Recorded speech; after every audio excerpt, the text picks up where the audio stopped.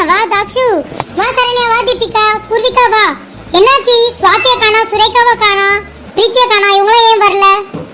ஏய் பவு, என்ன பவு இவ்வளோ லாங்ல உன் வீடு இருக்கு? வரதுக்குள்ள ஒரு வழி ஆயிட்டோம் பாரு, என் தலையெல்லாம் இப்படி கலைஞ்சு போச்சு.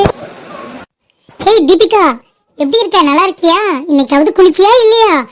காலேஜ்ல தான் குளிக்கவே மாட்டேன், இங்கேயாவது குளிச்சுட்டு வந்தியா இல்லையா? என்ன டோரா மாஸ்டர் அமைதியா இருக்காங்க?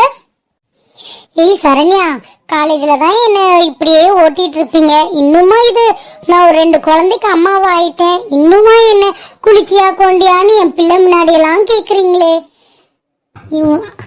ரொம்ப ஷாக் ஆயிட்டேன் நான். இன்னைக்கு ரொம்ப ஜாலியா இருக்க போகுது.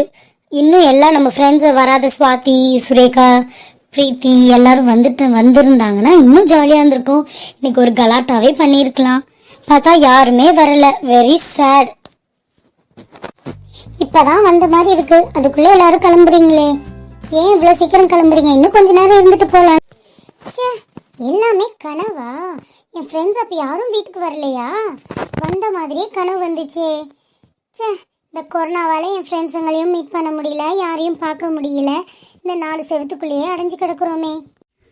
என்ன தூங்க எந்திரிச்ச உடனே ஏதோ ஒன்று புலம்புற சவுண்டு கேட்குது, ஏதோ ஃப்ரெண்ட்ஸ் வந்தாங்க போனாங்கன்ட்டு.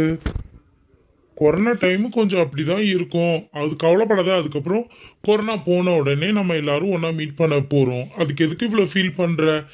பசிக்குது எனக்கு, எதையாவது ப்ரிப்பேர் பண்ணு.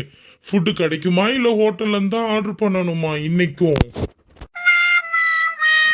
என்ன ரொம்ப தூங்கி எந்திரிச்சோன்னே என்ன கடுப்பேத்துறீங்களா?